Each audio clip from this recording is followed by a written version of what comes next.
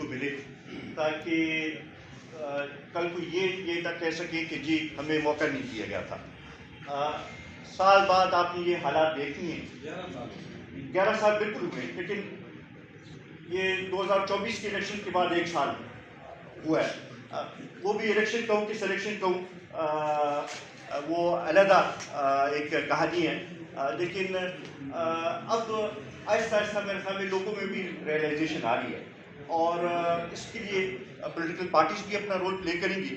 آج کی یہ پریس کانفرنس بھی اسی حوالے سے ایک وہ ہے کہ ہم اپنی آواز جو ہے وہ عوام تک بھی پہنچانا چاہ رہے ہیں, اور لوگوں کو یہ دکھانا چاہ رہے ہیں کہ اگر یہ آپ کے حقوق کی تحفظ نہیں کر سکتے تو ادھر اور لوگ موجود ہیں جو کہ آپ کے حقوق کے تحفظ کے لیے اپنی آواز جو ہے وہ بلند کرتے رہیں گے. اور اس کو پھر سلولی اس طرح بھی لیا جائے گا کہ شاید سڑکوں پہ بھی ہم نکلیں اور شاید عدالتوں میں بھی اس میں جائے. یہ ایک طریقہ ہے, لیکن ہم چاہتے تھے کہ پہلے ان کو ایک موقع ملے کہ تاکہ ان کی حقیقت جو ہے وہ سب کے سامنے آئے. 11 سال سے پاکستان تحریک انصاف کی خیبر پختونخوا میں حکومت ہے, اور ایسا موقع اس سے پہلے ہماری تاریخ میں کسی ایک پارٹی کو نہیں دیا گیا.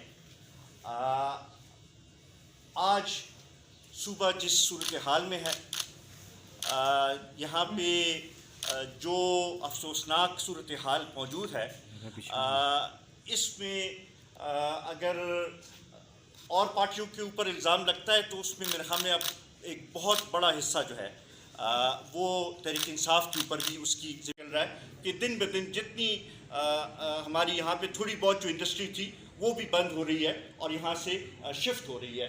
تو اس حوالے سے بھی ہمیں کوئی خاطر خواہ کارکردگی نظر نہیں آ رہی.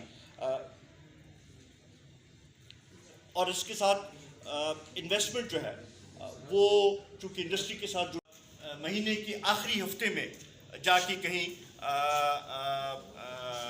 تنخواہ ملتی ہے تو اس سے صوبے کی فائنینشیل پوزیشن کا آپ خود اندازہ لگا سکتے ہیں. اسی طرح اگر آپ دیکھیں تو پاورٹی جو ہے وہ 2024 میں 48% جو ان کی اپنے اسٹیٹسٹکس ہیں, جو ان کے اپنے وائٹ پیپر ہیں, اس میں 48% پہ پہنچ گئی ہے, جو کہ ہمارے نیشنل ایوریج سے بھی زیادہ ہے. اور میرے خیال میں اس پہ دن بہ دن اضافہ ہو رہا ہے, اس میں کوئی کمی نہیں آئی ہے. تو ہم یہ پوچھنا چاہتے ہیں کہ اگر ان کی بڑی کارکردگی ہے تو کم از کم یہ اسٹیٹسٹکس یا یہ قرضے یہ تو کچھ کم ہو جاتے. کوئی ٹھیکہ لینا ہو تو وہ جس طریقے سے دیے جاتے ہیں وہ میرے خیال میں ہر ایک کو اس کی کہانیاں پتہ ہیں, اور میرے خیال میں ہر ایک کے پاس اپنی الگ الگ کہانیاں موجود ہیں. ایسے طریقے سے میرٹ اور ٹرانسپیرنسی کی وائلیشن جو ہے وہ روزانہ کی بنیاد پہ ہو رہی ہے.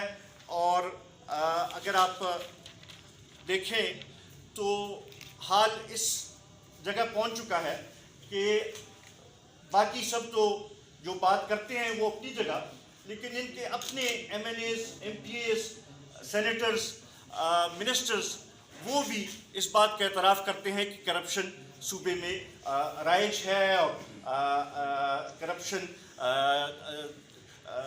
روزانہ کی بنیاد پہ ہو رہی ہے.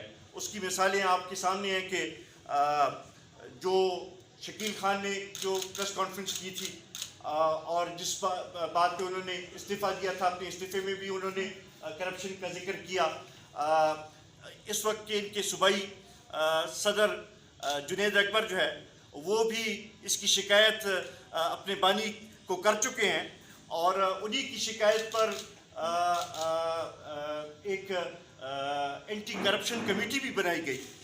تو میرے خیال میں یہ مثال آپ سب کے سامنے ہے, اور اب تازہ مثال جو ہے وہ اعظم سواتی صاحب نے جو الزامات لگائے ہیں وہ بھی آپ سب کے سامنے ہیں. اسی طریقے سے اگر آپ دیکھیں تو احتجاجوں کے علاوہ اس صوبائی حکومت کی کوئی کارکردگی موجود نہیں ہے، اور ان احتجاجوں میں بھی اگر آپ دیکھیں تو سرکاری وسائل استعمال کیے گئے ہیں۔ اس سے پہلے تو الزامات لگتے تھے، لیکن اس دفعہ ثبوت بھی موجود ہے، کیونکہ ریسکیو 1122 اور پولیس کے اہلکار ان احتجاجوں میں گرفتار بھی ہوئے۔ کچھ تو ابھی بھی میرے خیال میں اسلام آباد کی جیلوں میں پارٹی کے ساتھ ناظمین تعلق رکھتے تھے، ان کے لیے تو فنڈز ریلیز کرنے کی بات ہو رہی تھی، لیکن دیگر پارٹیوں کے جو ناظمین تھے ان کو فنڈز انہوں نے ریلیز نہیں کر رہے تھے۔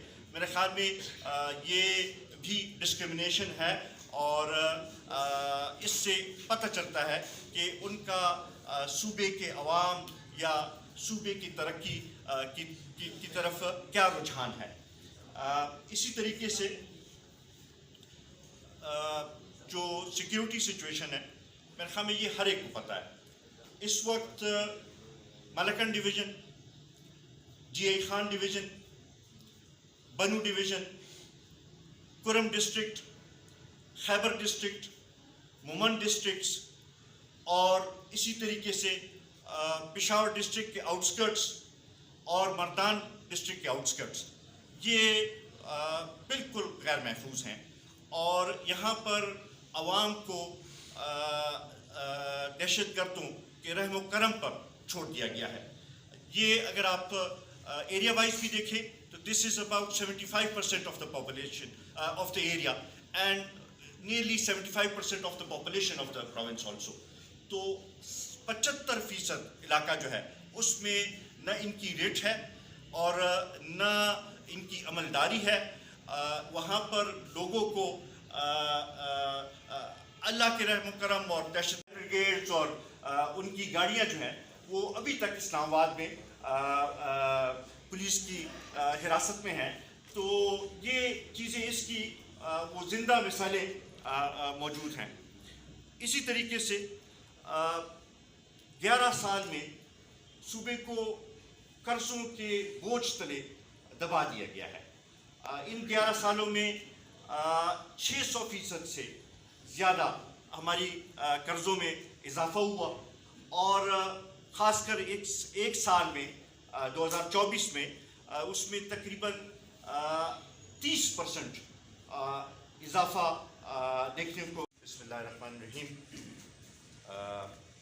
یہاں پر موجود قومی وطن پارٹی کے مرکزی انفارمیشن سیکرٹری طارق خان، ہمارے صوبائی جنرل سیکرٹری ڈاکٹر فاروق افضل صاحب، ہمارے صوبائی وائس چیئرمین فیاض علی شاہ صاحب، رجید اللہ خان، ملک امجد خان، اور میرے الیکٹرانک اور پریس میڈیا کے دوستوں بھائیوں، میں آپ سب کا مشکور ہوں کہ آپ آج اس پریس کانفرنس میں شریک ہوئے۔ بنیادی طور پر میں چاہتا تھا کہ 3 مارچ کو اس صوبائی حکومت کی 1 سال پورا ہوگا، تو میں چاہتا تھا کہ یہ 1 سال جو گزرا ہے اس کے حوالے سے، ان کی کارکردگی کے حوالے سے چند آپ کے ساتھ